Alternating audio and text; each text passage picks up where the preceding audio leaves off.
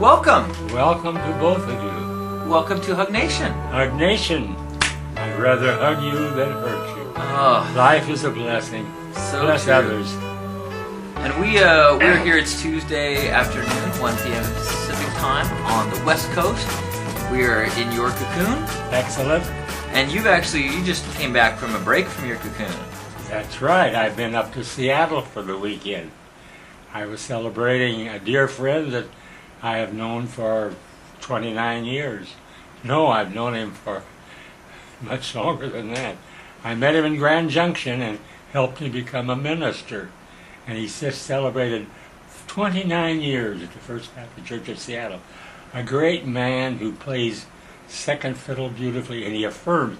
And 3 or 4 ministers have come since he was there. Really? And he heals them, and he helps the people in between pastorates as they come. So I spoke, because I had performed his wedding. I'd been close to him for all these years, and it was just a glorious celebration as they said thank you, because whenever people have been sick or sorrowful or in difficulty, he's been an amazing minister. So I said, I'm going to fly up there even if I die. So I flew, and I used oxygen on the plane, and I had a glorious celestial experience of touching my friends that I knew in that church. Except I'm worn out, because Seattle is a beautiful town built on hills. But I had to walk up 2 blocks to get to the church. Then I had to walk up steps in the church.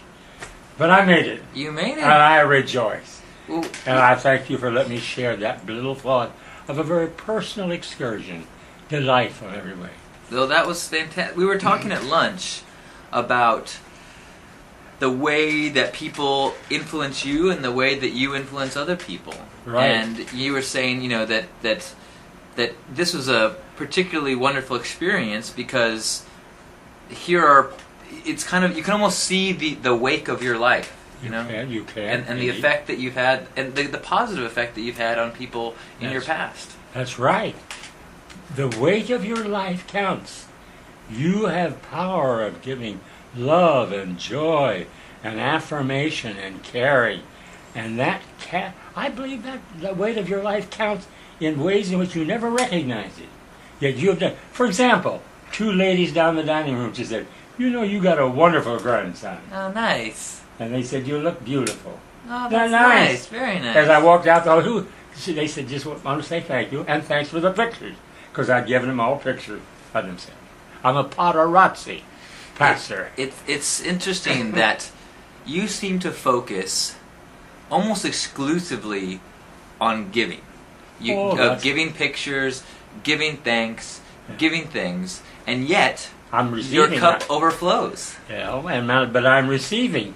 My number 1 son, he flew from Boulder here. He picked me up, and my daughter took me over. My daughter turned me over to him and said, you take good care of him. We had oxygen on the planes flying up. We had oxygen coming back. And he said, you're not going to die on my watch.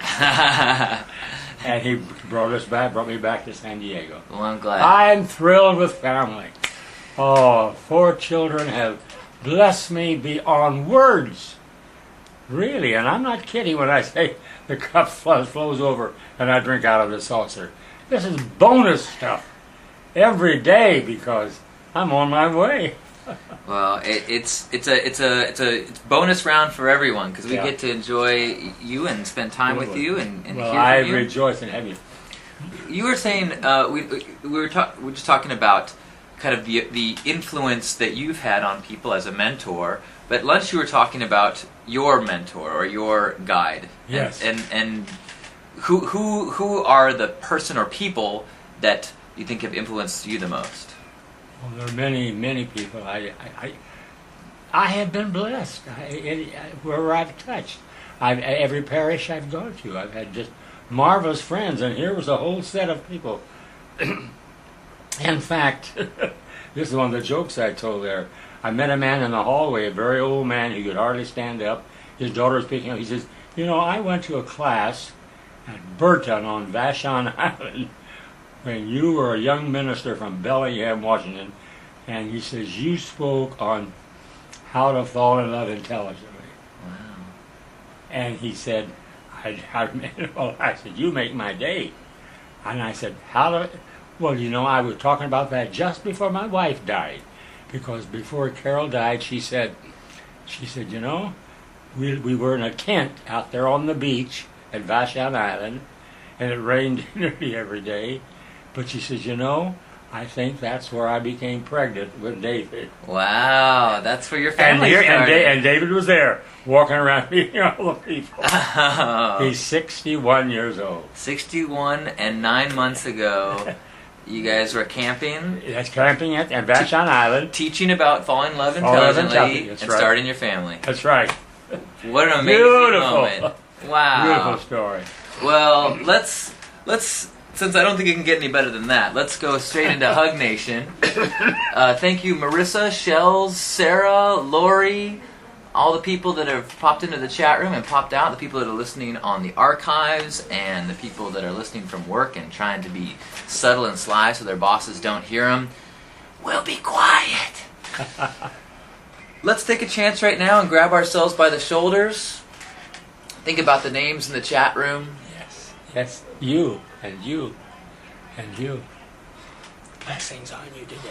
The people that we passed in the last week, that are maybe the people that we passed throughout our lives. For some of us, those are the same list of people. Our brothers and sisters, thank you for letting us touch you and you touch us. 2 letters came in, just marvelous. And I will answer them as time goes on. I read them carefully. And I gave out a lot of cards up in Seattle. Oh, good. And we just hold ourselves in this embrace and enjoy that connection, that the simplest of joys, which is just feeling a part of the loving human family, letting yourself love more and opening yourself more to love. And so let's hold that and send out that hug to all those people that we've seen in our lives and touched. And also, as we squeeze, feel them squeezing us right back. And remembering that far more people would rather hug us than hurt us.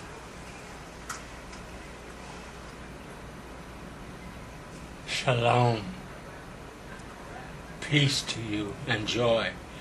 And may your mind be active today. You feel that you're related to all the human family, regardless of where you're born. It's an obstetrical accident. I am so grateful to be here in this way, in this place, in this late evening of my life as I begin to look forward to maybe a 95th birthday. Woohoo! Well, let's look forward to a 95th birthday. Happy Hug Nation, everyone. Happy Hug Nation, Indeed. Grandpa. Oh, it's great to feel your heartbeat. You're one of love. And we send out a hug to all of you listening. If you're listening to the archives, we hope when you hit play, you feel that hug release out from your screen into your being. We want to make sure you know that we are ramping up enthusiasm for our Huggable campaign. So if you go to HugNation.com, you click on the little button that says Huggable, and you can get your buttons and learn all about how on Valentine's Day we're going to try to spread as many hugs as possible. You have imagination. That's what it takes. Keep the sense of wonder in life. It's a great world, and today it's raining and warm, marvelous.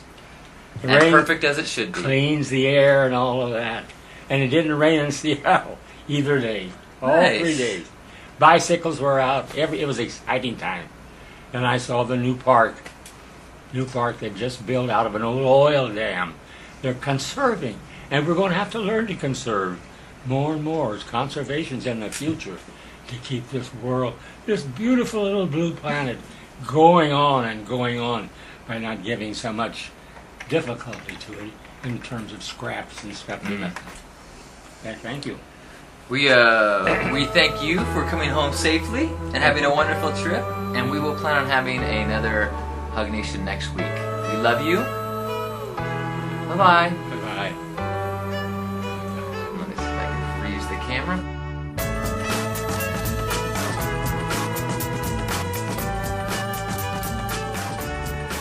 You only live once. Enjoy the color.